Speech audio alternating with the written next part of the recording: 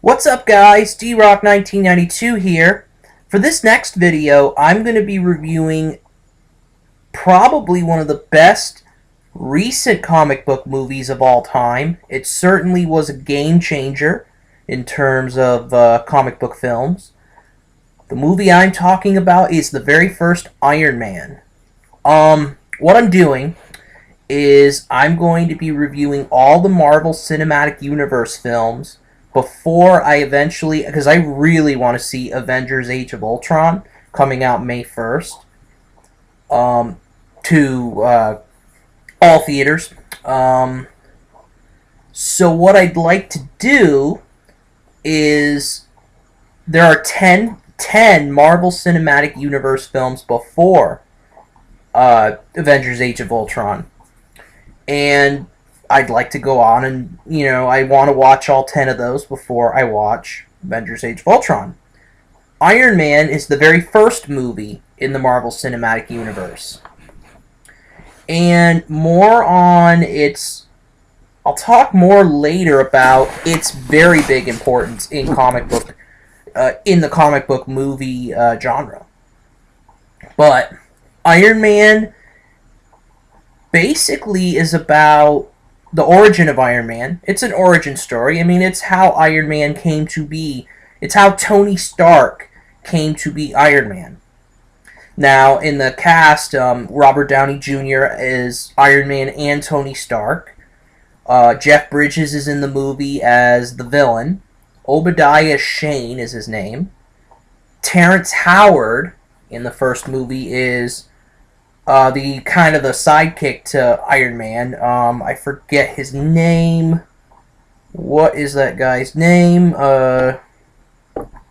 Rhodes? General Rhodes? Or War Machine. That's right. War Machine. And then the other one's Gwyneth Paltrow as Pepper Potts. Now, I've done videos on Robert Downey Jr. and Gwyneth Paltrow as actors themselves. And I have definitely talked about the Iron Man movies. And I have definitely said that these two have, without a doubt, some of the best chemistry I've ever seen in a movie. They have amazing chemistry. I'll talk more about that after, but yeah, anyway, this is the origin story of Iron Man, how Tony Stark, playboy, philanthropist, billionaire, came to be Iron Man. He becomes disenchanted with making weapons. I'm not going to go into why, but he becomes disenchanted with making weapons for the government. His assistant, Obadiah Shane, does not like that, because he has an evil plan where he sells weapons to terrorists, basically. So he's an arms dealer. So Iron Man and Pepper Potts and War Machine, they have to go out and they have to defeat Obadiah Shane, who is the major villain. So that's pretty much the gist of the plot without me really spoiling any more of the film. The majority of you guys have seen the movie. I can't doubt that, but for those of you who haven't seen it, I don't really want to spoil it. Instead, I'm going to talk about some aspects of the movie. Just some characterization first off. You have to start with Iron Man. Talking about characters, you have to start with Robert Downey Jr. This guy is amazing playing Iron Man and Tony Stark. Perfect casting. I mean, the best casting in a comic book movie probably ever, I would argue. Robert Downey Jr. fits to a T for that role as Iron Man. And people love his performances, too. So much that there are 2 other sequels besides Iron Man 2 and 3. He reprised his role. And the Avengers movies. Avengers and Avengers Age of Ultron, which is coming out. And he's going to be in some more Avengers films in the future. And comic book films in the future for Marvel. Originally, there were two lead actors who I've actually talked about on this channel individually. Nicolas Cage, who was in 97, I think. Iron Man was on the table for a long time. It was a long time coming until this movie got released or got made and released and into theaters. I mean, it took a long time. Since 1990, studios were interested in making Iron Man. I think it was Marvel Studios, something like that. They sold it to some other studio, and then eventually Marvel got the rights to Iron Man back.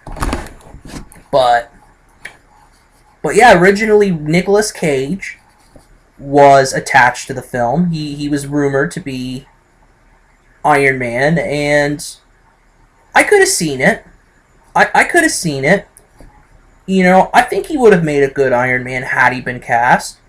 I thought the first Ghost Rider was pretty good, starring Nicolas Cage. I know that's not really a comic book type movie, but I don't think it's a comic book movie. But Ghost Rider's the type of anti-hero basically. So I don't know. I think he would have made a good Iron Man. The second actor who was in talks was Tom Cruise. Now, I love Tom Cruise as an actor. He probably is in my top 10 of actors all time. He probably is. I think he is. But I just can't see him as Iron Man. I just couldn't see him as Iron Man. I mean, that's not his type of role, I don't think. And I just... Even though he does play Ethan Hunt in the Mission Impossible series, he is sort of a hero. He's not a comic book hero. And I just could not see Tom Cruise in the role as Tony Stark. I could see him as Tony Stark. As Iron Man, however, I don't quite know. Even though in the Mission Impossible movie, Tom Cruise has a reputation of doing his own stunts. They wouldn't let him do that in the Marvel movies. They wouldn't let him do the majority of the stunts in, probably don't let Robert Downey Jr. do a lot of the stunts in the Iron Man movies. I don't know for sure, but just for safety reasons and things like that. And it's a big movie. So, again, Robert Downey Jr. was the perfect casting for Iron Man, and he is the face of Marvel right now, the Marvel Cinematic Universe. He's the face. A lot of people would argue Captain America, but I really do think Iron Man is the guy. He really is. Gwyneth Paltrow is Pepper Potts, who is Tony Stark's assistant turned love interest.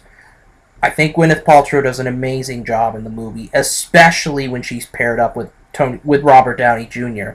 Like I said, these two have amazing chemistry together, and she does a very good job in the film. I like her casting a lot. I like Terrance Howard's casting as War Machine. He has a pretty good chemistry with Robert Downey Jr. as well. I don't think as dynamic as Gwyneth Paltrow's chemistry with him, but I mean, Terrance Howard does a nice job as War Machine in the first movie. He did not come back for Iron Man 2, however. I don't really know why either. Don Cheadle was War Machine for Iron Man 2 and 3. So I'm not sure why Terrance Howard didn't come back. It must have been because he was busy or something. If you guys know, because I'm not going to look it up now, but if you guys know about that at all, please let me know in the comments below why he exited, why he wasn't around for Iron Man 2 or 3. And then Jeff Bridges is Obadiah Shane. Most people know, or quite a bit of people who know Jeff Bridges as the dude in The Big Lebowski. I've never watched the film. There might be a video coming in the future about Jeff Bridges, because I've seen him in a couple movies before. But either way, Jeff Bridges plays a very good villain. He does a great job in this film as the villain. He has good chemistry with Downey Jr. He's definitely good I think he's a villain worth remembering in the Marvel Cinematic Universe. He only appeared in Iron Man 1. He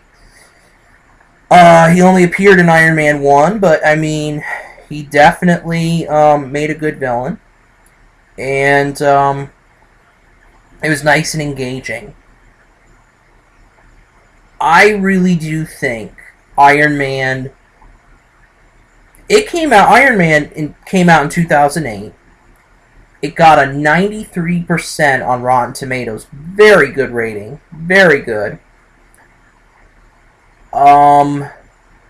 So, basically, the director of the movie was Jon Favreau, who did a very nice job in the film. He had a small role in the film, too, but that was really nothing. I mean, it was very small. But he did a better job. He did a better job directing the film than actually being in the film. Anyway, phenomenally better job. But anyway, Iron Man came out the same year as The Dark Knight Return. The Dark Knight. Of course, Christian Bale, Heath Ledger in that film. That year for comic book movies was the start of the craze for comic book movies, in my opinion. And I know that in 2000, X-Men came out. I reviewed X-Men. I liked the film. I didn't love the film. I liked it, though. I had my problems with the film, but I liked it. It was a good film. A good comic book movie. And it did a lot for the comic book genre after Batman and Robin. X-Men really put the comic book genre in the right direction. But Iron Man and The Dark Knight both launched it into popularity. Launched the comic book series, the comic book genre in popularity. Without Iron Man, I don't think you would see Captain America being made. I don't think you'd see Thor being made.